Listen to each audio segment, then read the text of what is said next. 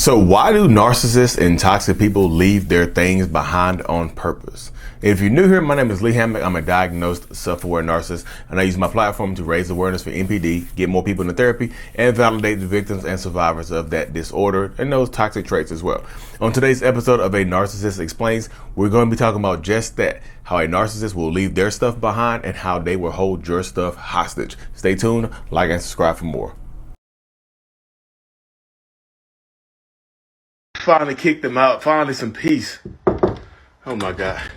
What are you doing here? Look, I'm sorry to bother you. I know I'm the last person you want to see. I just came to get my stuff. What stuff could you need? What stuff have you left behind? It's right here. I'm gonna grab it right here. I'll be out of you. You won't ever see me again. Ah, there it is. You came all the way over here to bother me to get some damn eye drops. Yeah, I've been crying a lot, and my eyes need some extra moisture and whatnot because I miss you so much. You don't miss me. You've been cheating on me for years, and I finally found out and put you out, so please leave me alone. So what is it going to take for you to give me another chance? Like I'll do anything. I go to therapy. I go to the pastor. What do I need to do? I don't need you to do anything. I just need you to leave me alone for good. Please let me move on with my life. I'll give you a little bit of space, but I'll be back for the rest of my things. Why don't you take them right now? Because if I take them now, I won't have any reason to contact you again. What about the kids that we share? Oh yeah, I'm so heartbroken without you. I don't know if I'll be able to be there for them anymore. Please get out of my house. Welcome back, y'all. I know the skit is out of this world, the glasses and stuff like that. If you're new here, I like to bring a little humor and levity to my platform to help people heal through humor, because like the topic of narcissism, toxic behaviors, narcissistic personality disorder, all that stuff right there can be heavy. So I just do it a little differently here, y'all. So welcome back. First of all, the self-love journal is available on Amazon now. My self-love journal, I Love Me. Search Lee Hammock self-love on Amazon. But yeah, y'all, yeah, the skits. So why do narcissists leave stuff behind?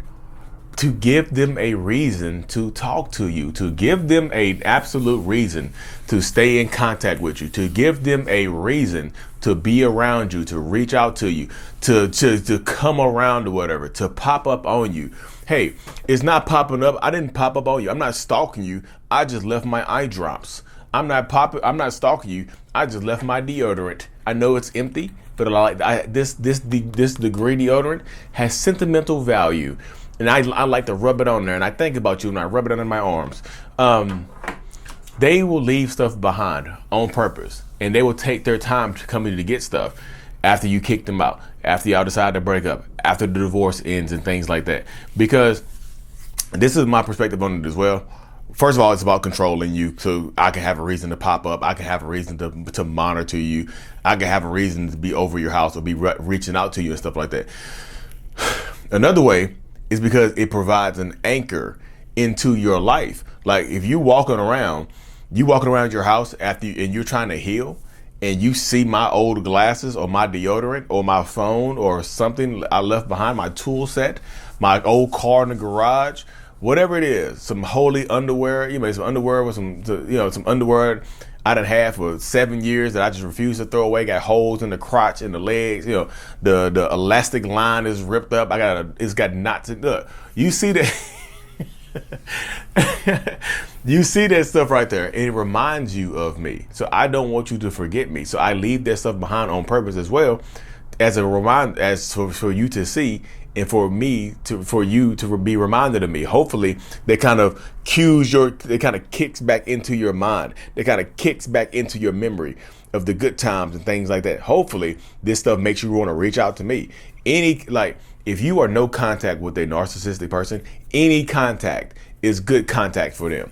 I promise you, any type of contact is acceptable for that narcissistic person. They want to talk to you. They want you to reach out to them. They want to be in some type of communication with you because that empowers them. That makes them feel like they're on the right path to getting you back into their life and things of that nature, of that ilk.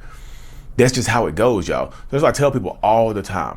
Like, once you put them out, once y'all go y'all separate ways, if you are staying, first of all, change the damn locks, because not only will they keep stuff in your apartment or keep stuff at your house, they'll keep a goddamn key to get back in there.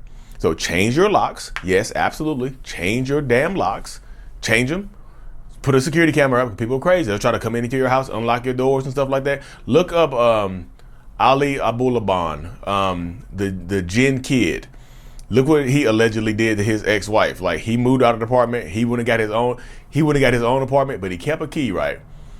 He kept a key, and he went behind, like, after she went to work or something. He went into the apartment with his key, and put allegedly put tracking devices, put listening devices on their daughter's iPad or whatever, so he could listen into audio of what was going on inside the apartment.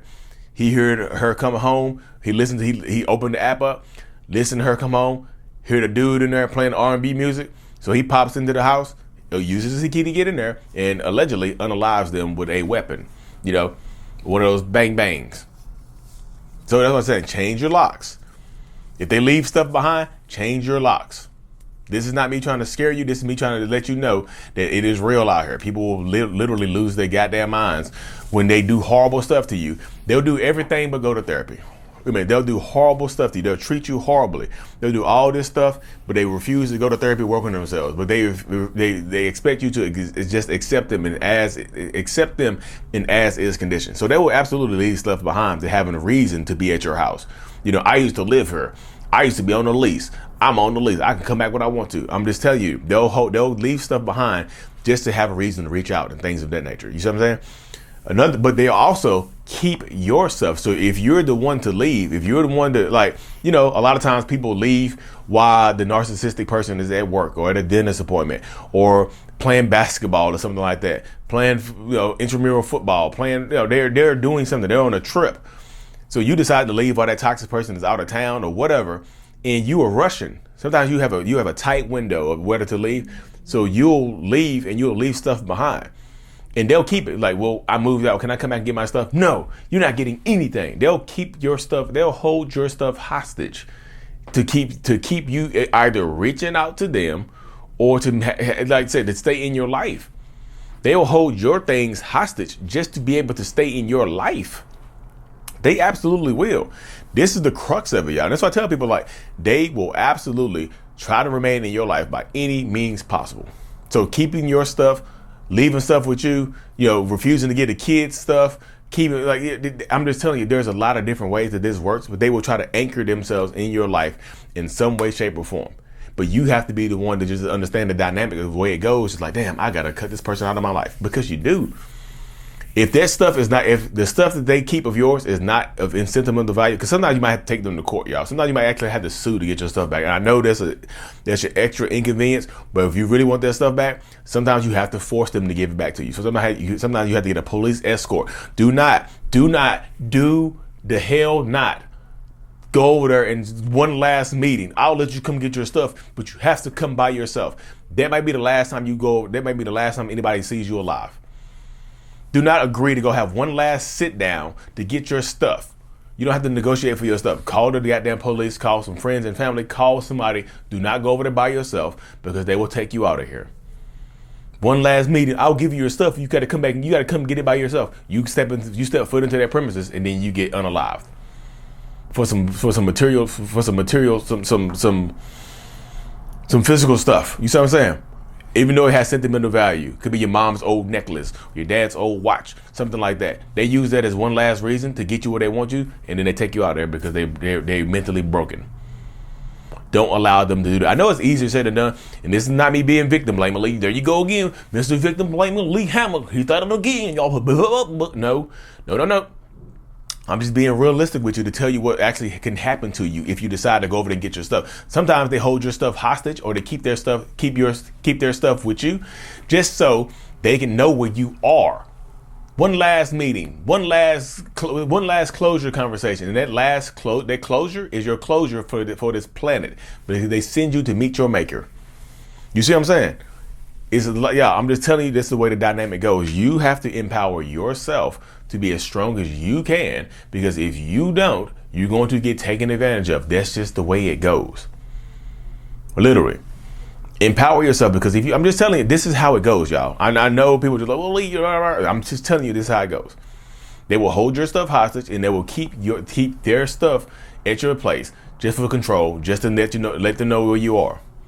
If you don't need this stuff, like I said, if they refuse to come get their stuff, I think depending on what state you're in, you have to get them a certain amount of time or whatever, or you can put it in like a little storage center, or you can set it outside on the curb. Whatever state you're in, don't leave that stuff in your house, y'all, because it's just an anchor to keep you in there. It's just an anchor to make you remember, to remind you of them, to make you think about them and things of that nature.